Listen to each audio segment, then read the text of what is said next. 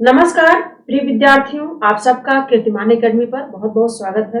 मैं पूजा मैम आप लोगों के लिए यूपीपी यूपीएसआई वर्दी सीरीज के अंतर्गत मैं प्रतिदिन प्रत्येक टॉपिक देती जा रही हूँ।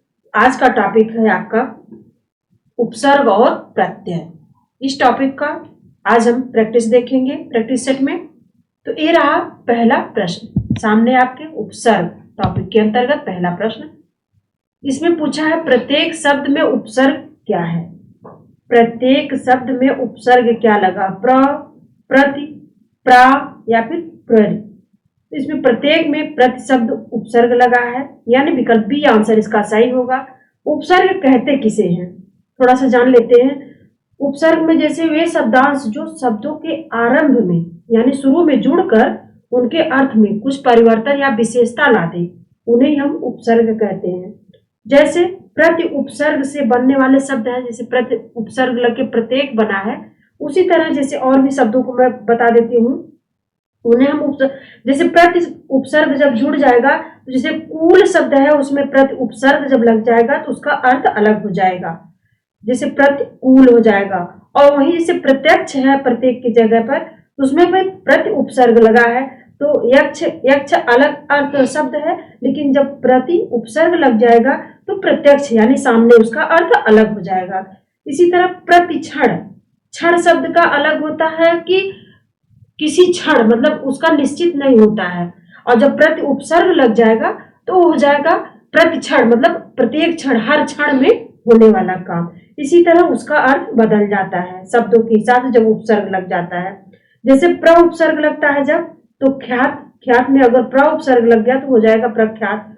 बल में बल शब्द है, अगर उसमें प्र उपसर्ग लग गया तो प्रबल हो जाएगा, तो उसका अर्थ अलग हो जाएगा।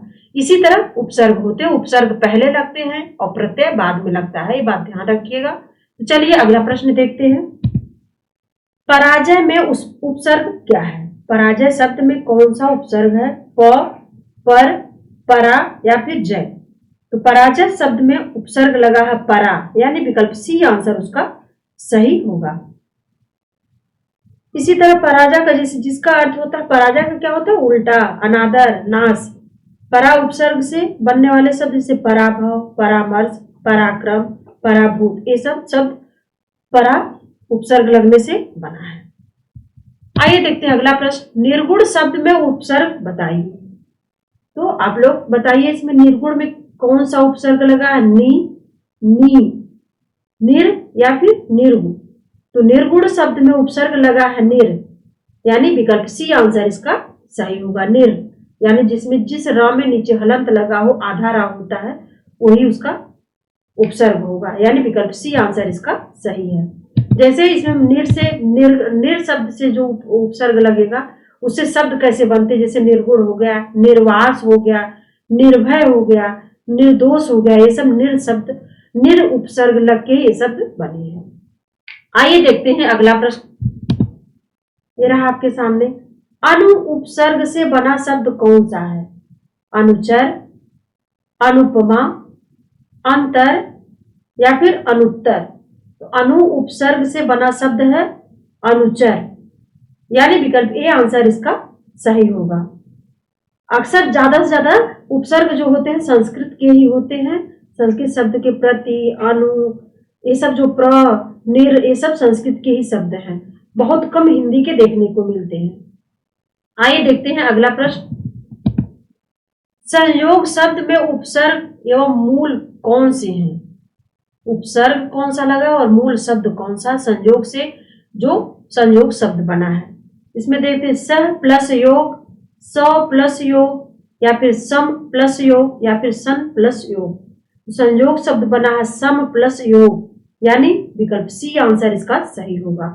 पूरा माह नहीं होता है, आधा माह होता है, यानी विकल्प सी आंसर इसका सही है। आइए देखते हैं अगले प्रश्न को। अडिग शब्द में निम्न में से कौन सा प्रयुक्त किया गया है, यानी अव्यय, उपसर्ग, संज्ञा, प्रत्यय, इसमें से क्या है आपको बताना है। तो अडिग यानी डिगा हुआ, अडिग, अडिग उपसर्ग इसमें जब लग गया है तो इसलिए अडिग शब्द हो गया है, जो बिना डिगे हुए हो। तो अ जो है हिंदी का उपसर्ग है। अ शब्द जो होता है हिंदी का उपसर्ग होता है, ये बात ध्यान रखिएगा। इसका विकल्प सी आंसर इसका सही उत्तर है, क्योंकि उपसर्ग अ लगा है इसमें। आइए देखते हैं अगले प्रश्न को। ये रहा आपके सामने। निम्नलिखित प्रश्न में 4 विकल्पों में से उस विकल्प का चयन करें जो सही विकल्प है। अवगुण शब्द में कौन सा उपसर्ग लगा है? उपसर्ग कब लगता है? पहले लगता है, शब्द के पहले लगता है, ये बात ध्यान रखिएगा। और प्रत्यय शब्द के बाद लगता है, ये भी ध्यान रखिएगा। अभी आगे मैं प्रत्यय भी कराऊंगी और बताऊंगी। तो अवगुण शब्द में कौन सा उपसर्ग लगा, आपको ये बताना है। गुण लगा है, अ लगा है, अव लगा है या फिर ड़ लगा है। तो अवगुण शब्द में अव उपसर्ग लगा है, यानी विकल्प सी आंसर इसका सही होगा। आइए देखते हैं अगले प्रश्न को। ये रहा आपके सामने। निम्नलिखित प्रश्न में 4 विकल्पों में से उस विकल्प का चयन करें जो उपसर्ग से बना शब्द नहीं है, यानी जिसमें उपसर्ग नहीं लगा है, वह शब्द आपको बताना है। पुनर्जन्म, कुधर्म, आजीवन या फिर दिखावा। इसमें पुनर्जन्म में भी उपसर्ग लगा है, कुधर्म में भी उपसर्ग है, आजीवन में भी उपसर्ग है, दिखावा में उपसर्ग नहीं है, यानी विकल्प डी आंसर इसका सही है। इसमें कोई उपसर्ग नहीं लगा है, इसलिए विकल्प डी आंसर इसका सही है। आइए देखते हैं अगले प्रश्न को। संगम, संवाद, संतोष, संस्कार, संयुक्त आदि शब्दों में कौन सा उपसर्ग लगा है? यानी सब एक ही जैसे शब्द हैं, इसमें कौन सा उपसर्ग का प्रयोग किया गया है? तो आपको ये बताना है। सम, सन, सत्र या फिर सड़।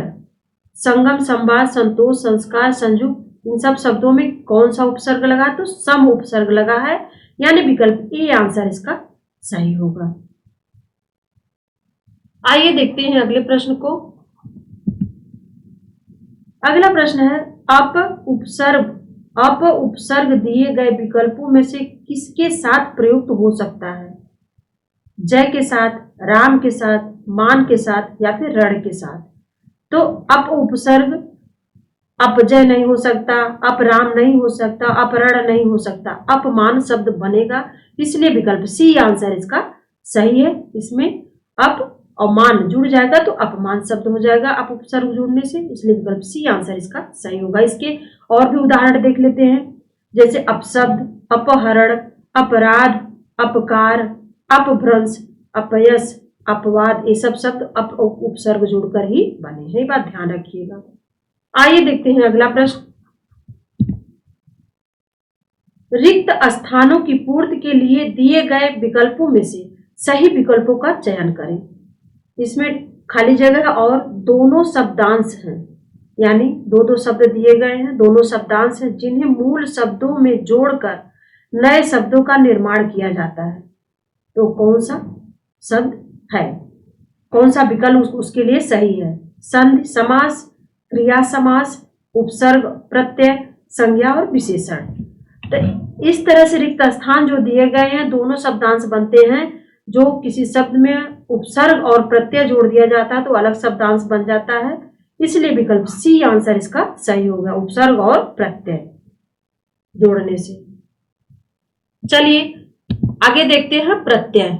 आपका प्रत्यय टॉपिक है। प्रत्यय क्या होता है? शब्द के बाद में जुड़ता है तो प्रत्यय शब्द हो जाता है। इसमें देखते हैं निम्नलिखित प्रश्न में 4 विकल्पों में से उस विकल्प का चयन करें जो प्रत्यय से नहीं बना है, जो प्रत्यय लगाकर नहीं बना है। शिष्या, शेरनी, दयामय, परिचय। तो परिचय शब्द जो है प्रत्यय लगाकर नहीं बना, इसमें पर उपसर्ग लगा हुआ है और प्रत्यय जो है शब्द के बाद में, क्योंकि शिष्या या प्रत्यय जुड़ा है, शेरनी ई प्रत्यय जुड़ा है, दयामय मय प्रत्यय जुड़ा हुआ है और परिचय में उपसर्ग जुड़ा हुआ पर उपसर्ग है, इसलिए विकल्प डी आंसर इसका सही होगा। आइए देखते हैं अगले प्रश्न को। वैज्ञानिक शब्द में प्रत्यय लगा है। वैज्ञानिक शब्द में कौन सा प्रत्यय लगा? क प्रत्यय लगा है, इक प्रत्यय लगा है, ईक प्रत्यय लगा है या फिर आई प्रत्यय लगा है। वैज्ञानिक शब्द में इक प्रत्यय लगा है, यानी विकल्प बी आंसर इसका सही होगा। वैज्ञानिक यानी छोटी ई से इक बना हुआ है, तो इक प्रत्यय, इक शब्द जो है तद्धित प्रत्यय में आता है। जो इसका मतलब क्या होता है, जो विज्ञान संज्ञा शब्द जो होता है अंत में जुड़ा होता है।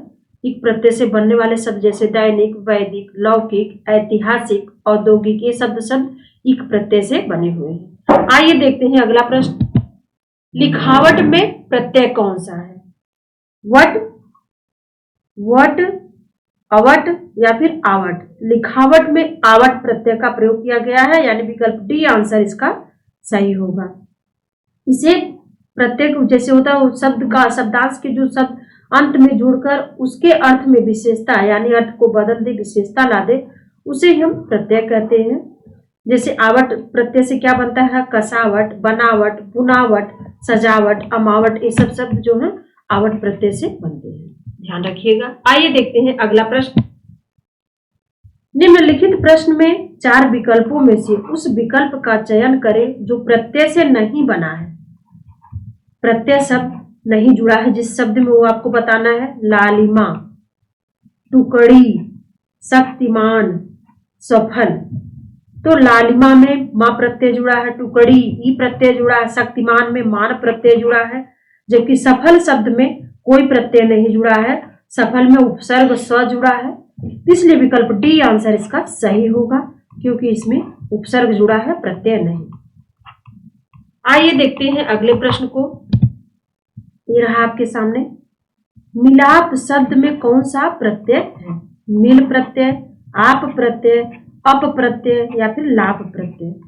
तो मिलाप शब्द में आप प्रत्यय जुड़ा हुआ है, यानी विकल्प बी आंसर इसका सही होगा। मिलाप, आप प्रत्यय जोड़ने से और भी शब्द जैसे बनते हैं, मैं साथ में बताते चल रही हूँ। कलाप, अलाप, प्रलाप, विलाप, ये सब शब्द आप शब्द से, आप शब्द प्रत्यय शब्द जुड़कर बने हैं। ये बात ध्यान रखिएगा, अपना नोट्स बना लीजिएगा, तभी याद रहेगा। आइए देखते हैं अगले प्रश्न को। भुलक्कड़ शब्द में किस प्रत्यय का प्रयोग हुआ है? भुलक्कड़ शब्द में किस प्रत्यय का प्रयोग हुआ है? भू, ड़, अक्कड़ या फिर भूल? भुलक्कड़ शब्द में अक्कड़, भूल और अक्कड़ यानी अक्कड़ प्रत्यय इसमें जुड़ा हुआ है, विकल्प सी आंसर इसका सही है। प्रत्यय किस प्रकार का शब्द होता है? अविकारी शब्द होता है, ये बात ध्यान रखिएगा। तो आज यहीं तक, फिर मिलेंगे एक नए टॉपिक के साथ। तब तक आप लोग पढ़ते रहिए और स्वस्थ रहिए, तैयारी अपनी करते रहिए। तब तक के लिए नमस्कार।